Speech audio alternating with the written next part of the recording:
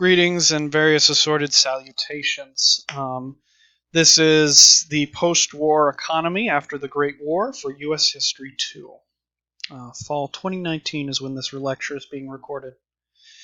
Anyways, what this lecture is going to be looking at is economics and industrial developments that define the 1920s. So we're looking at things like mass production, scientific management, the Model T, the bull market, consumer revolution, and installment buying. So money and building stuff. So that's our themes. Now for key terms, all the key terms for the 1920s, because in the future of this class, we look at the culture, we look at the politics of this time period. So there's a whole bunch of stuff beyond this, but here are some of the key terms. We've got bull market, assembly line. I accidentally typed bull market in there twice, but it's a key term once, but doesn't hurt to review it. We've got mass production, the consumer revolution, and installment buying. But enough of that. You can access the key terms on the Quizlet link listed there. Let's dive into the topic at hand, though. So, it is the end. World War I is over. America won. Well, technically, according to the Europeans, we showed up and convinced the Germans to give up. The realization that a new industrial power was entering the war and that everyone else was exhausted kind of ends World War I. So November 11th, 1918 is the day World War I ended officially.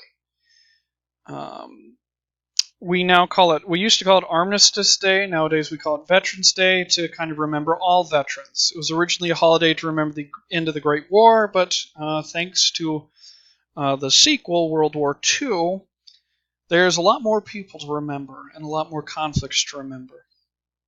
But anyways, with the end of the Great War, the United States is going to have some new developments. The first major issue is a transition. Essentially, America's gone from the manufacturer of the world for weapons, and now we need to shift out of that because we just don't need as many weapons.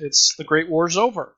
And so many factories kind of have to go through this rough transition. The U.S. economy goes through a rough transition where we take our bayonets and we have to reconfigure the factories from bayonets to toasters. At least that's the analogy I like to use. We don't need the weapons, but these factories need to switch over to consumer products. But once this very brief transition ends, we're going to see unprecedented growth and prosperity in the U.S. economy. Life is going to be incredible. Now, there are a few issues, as this thing is titled. One of the things that kind of comes out of it is that women and African Americans are not going to be as well off. Women will gain the right to vote. However, they are pushed out of the workforce in large numbers. Many women entered the workforce because there was a demand for more workers, and the draft pulled a lot of the men who would have been doing those jobs out. And as they came back in, employers said, well, you've done your patriotic duty, go home. And they told the returning veterans, welcome back to the factory. That's the basic analogy that's going on here. With African Americans, it's a bit harsher than that even. Many African Americans are kind of pushed out of their industrial jobs because, well, racism is a thing in this time period. And they're frequently pushed out in preference of other working workers. But this kind of unfortunate undertext is overshadowed by the fact that the United States is now a world power. Economically, at least. So this chart kind of summarizes it all. U.S. stocks are going to go up, at least up until 1929. Americans are going to invest in foreign companies and make foreign investments in larger and larger numbers. And countries owe us money, Essentially, the world owes us money for the war because we loaned out money to buy our weapons. The other thing that really helps us is that the industrial nations were heavily damaged in this Great War. Alsace-Lorraine is a major industrial center, or well, it's near an industrial center. The rural region is Germany's industrial center, and the French and German industrial center was, well, where World War I trenches were dug. And so Germany and France are particularly heavily damaged by the Great War, and they lose a lot of their industrial capacity. England's industrial capacity has sunk down as well. And so by the end of the Great War, the United States is the last industrial power that, well, doesn't have to rebuild. So we become the world's manufacturers of goods. And you can see that reflected in the GDP, the gross domestic product. We just make tons and tons of stuff. We have the factories for it, and we have the shipping for it. U.S. Steel, if you remember, J.P. Morgan put that together. American steel is going into everything from German frying pans to English warships, kind of. That's kind of the feeling that we're getting. The U.S.'s manufacturing steel goes up. You'll notice actually that Germany goes up too. But America, this chart shows you America is an industrial economic powerhouse. The world runs on American-made products and American money. We're also going to see a brief period of deflation or drop in prices. And I won't show this on here because I don't want to have any copyright issues, but there's a video in the Sway presentation, which the link is down below. You can go down there and watch it, and it'll explain what inflation is and deflation is. The video doesn't match this time period, but these are economic concepts. So economic concepts there's contexts to them, but if you understand the general idea, you can apply it to whatever time period you're expected to know. But now, America's industrial power is we're not just because we're the last ones standing why our economy is so powerful and our industry is so powerful. That helps a ton, but we're also going through a period of rapid and dramatic innovation. The best example is the automobile industry. Essentially, automobiles before the Great War, before the 1920s, these were an expensive toy for the rich. It was a way to show off, ooh, look at the horseless carriage I have. Most people couldn't afford these cars. Each car was handmade, custom crafted by very skilled, very expensive craftsmen, which is great for luxury purposes. But there's a market opportunity in there. Because automobiles, if they remain just a toy for the rich, that's not a very big market. And Henry Ford kind of sees this and tries to take advantage of it. To put it this way, essentially what happens with Henry Ford is he takes a bunch of ideas that aren't new, but he applies them to the automobile industry, and it clicks. So he takes mass production, making a ton of things.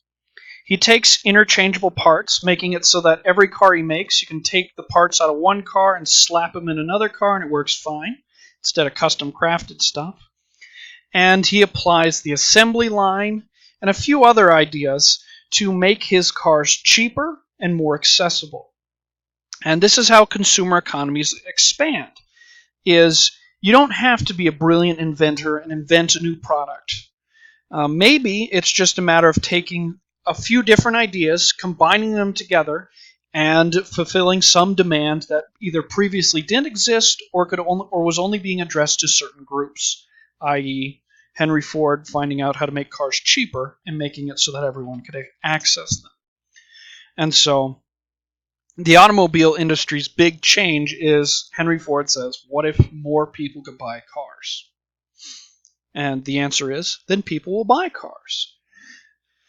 The other idea he applied to make sure that his cars would sell is he had the idea, and it's collectively called as Fordism, where he essentially made the arguments of let's shorten the work week, increase worker pay, and make it so that workers can afford to buy the cars or products that they help make. This is a radical idea. You guys know from the Industrial Revolution, one of the ways you cut costs is you pay the workers as little as you can. Child labor was preferred back then because children aren't seen as breadwinners, so you could pay them even less. Same happened with women.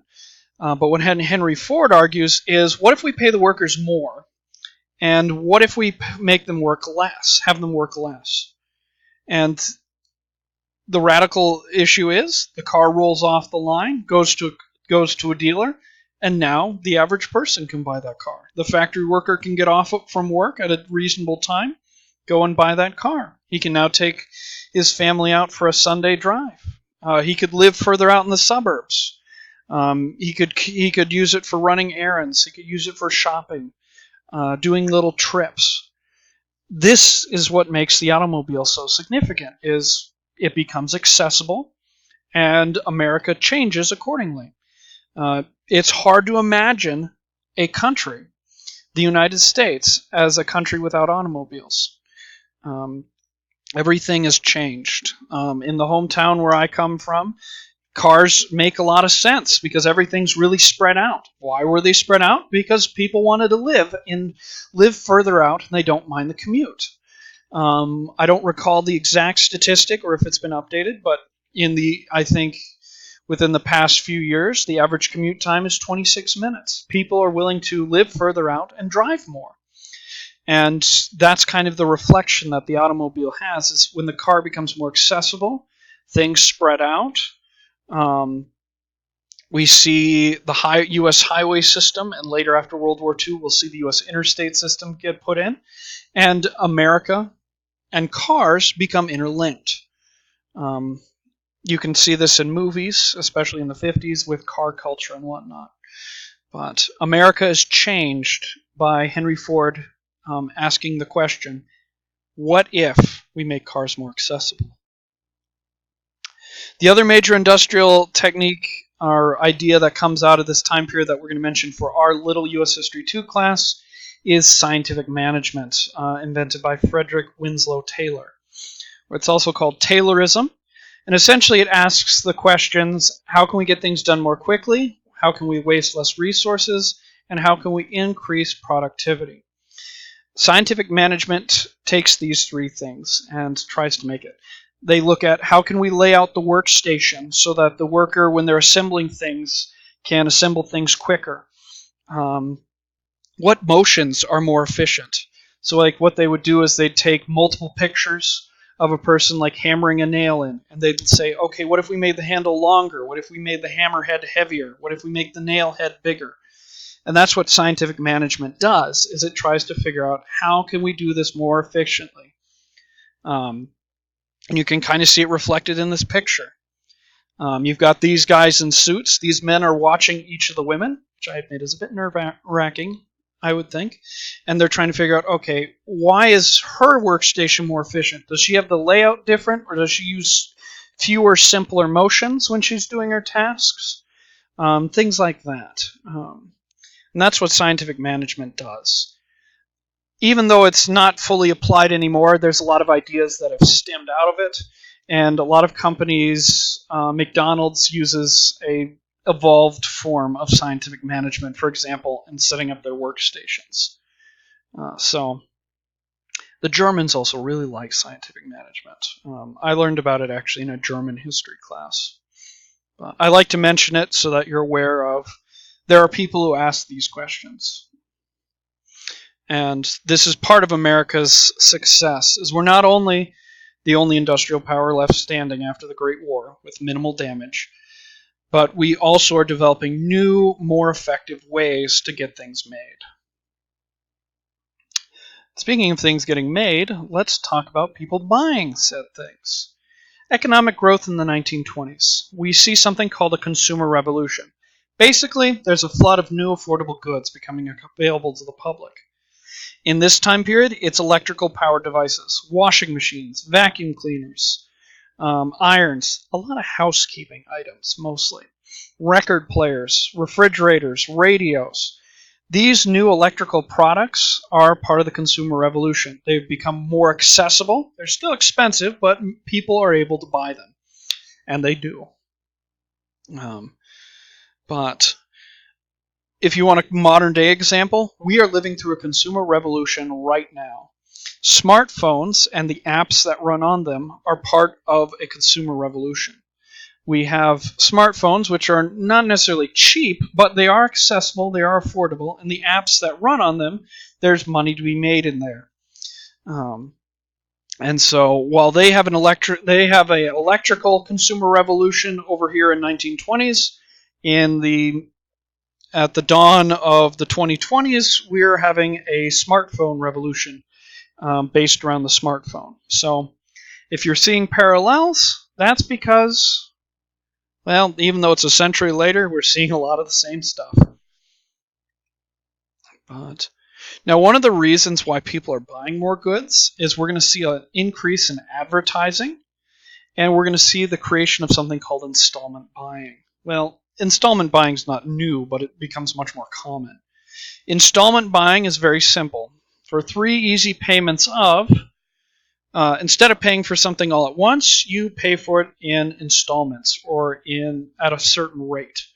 So you pay this month, you pay $2, next month you pay $2, month after that, etc. And so people are able to buy expensive things like a refrigerator, which are still very, very expensive, through installment buying. They've got a good job, they pay on installments. Advertising tells them this is what you want to buy, things like that.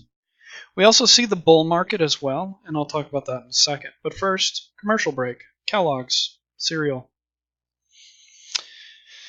The bull market is another concept that's important to know. Basically, the idea of a bull market is if you put money in the stock market, it goes up.